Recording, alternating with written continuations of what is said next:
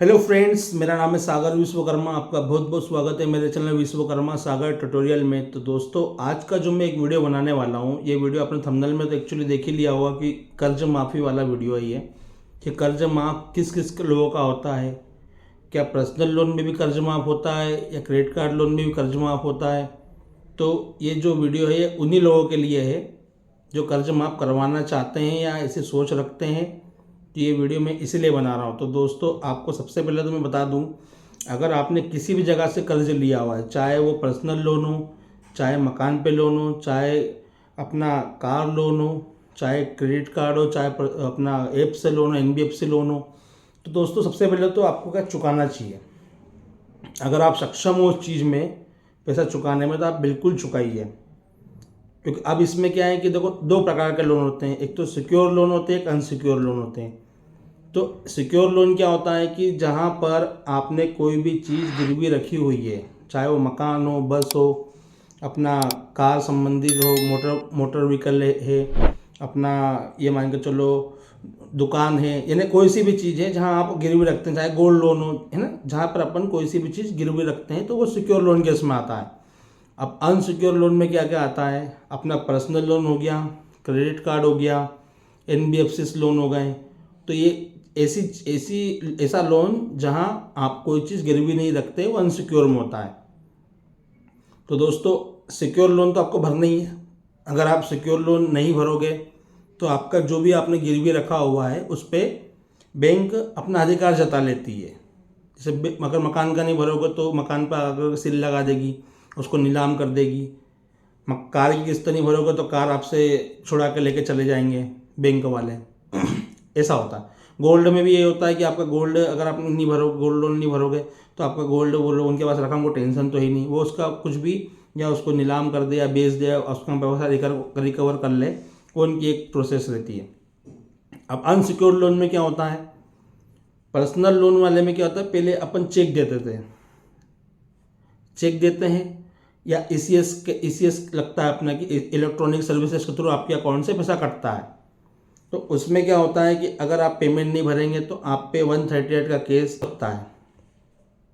उसके लिए भी एक प्रोसेस अलग है कि आपको उसमें डरने की कोई बात नहीं है। सेटलमेंट एक्ट के जरिए आपका सेम डे जमानत हो जाती है, अगर ये लोग केस करते भी है, अगर आप पैसा नहीं भरोगे तो। ठीक है। अब क्रेडिट कार्ड हो गया, क्रेडिट कार्ड में आपको जमानत तो देते नहीं हो। क्रेडिट कार्ड आपको एक सिविल के बेस पे मिलता है कि आपका सिविल अच्छा है, आपके बैंक में ट्रांजेक्शन अच्छे हैं, आप समय पे ऑन टाइम पेमेंट भरते हैं, तभी आपका सिविल जनरेट होता है। तो सिविल के बेस पे आपको क्रेडिट कार्ड मिलता है। एनबीएफसी कंपनियां जो भी आपको लोन दे रही, ऐप के थ्रू जो भी लोन दे रही, सब आपको सिविल के बेस पे मिलता है। तो ये हो गया है अनसिक्योर्ड लोन।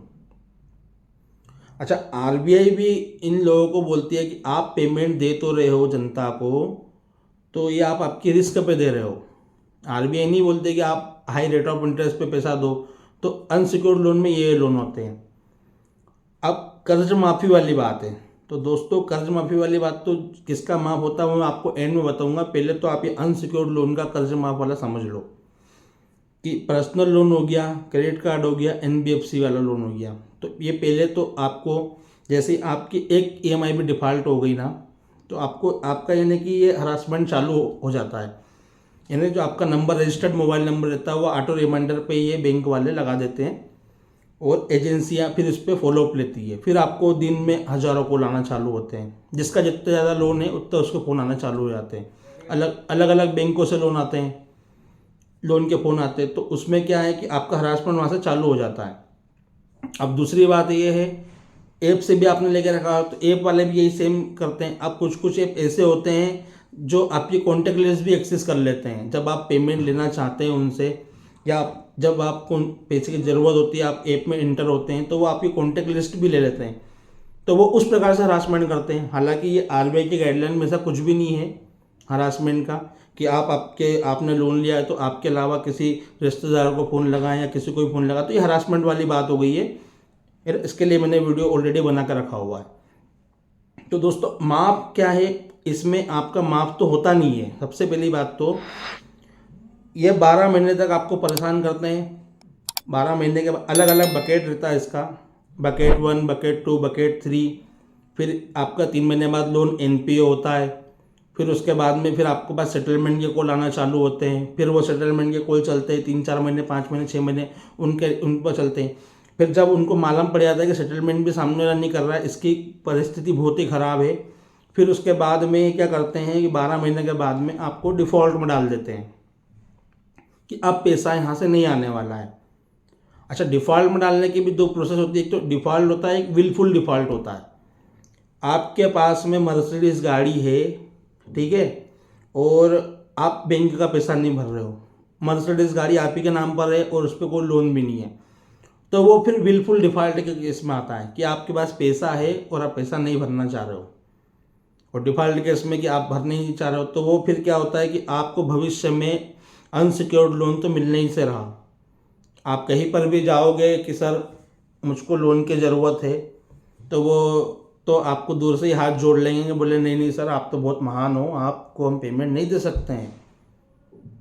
क्योंकि वो क्या है, आधार कार्ड पैन कार्ड से सब चीज़ लिंक रहती है। जैसे ही वो डालेंगे तुरंत आपका पूरा बही खाता सामने आ जाता है कि इन बंदे ने अपने पास्ट में क्या क्या किया है। सारी आपकी लेखा जोखी चित्रगुप्त के जरिए वो पूरा जानकारी निकाल लेते हैं। तो उसमें आपका कुछ नहीं होने वाला है। अब जो माफ़ी वाली बात है, कर्ज माफ़ किसका होता है? तो कर्ज माफ़ दोस्तों किसानों का होता है। वो भी पता है कौन करता है? बैंक नहीं करती है, सरकार करती है। तो कर्ज माफ़ सिर्फ किसानों का होता है। उनको भी यही है कि कुछ फिर बाद में लेने में दिक्कतें आती हैं, नुकसान तो उनका भी होता है। हालांकि उस समय कर्जा माफ़ हो जाता है, वो सरकार करती है।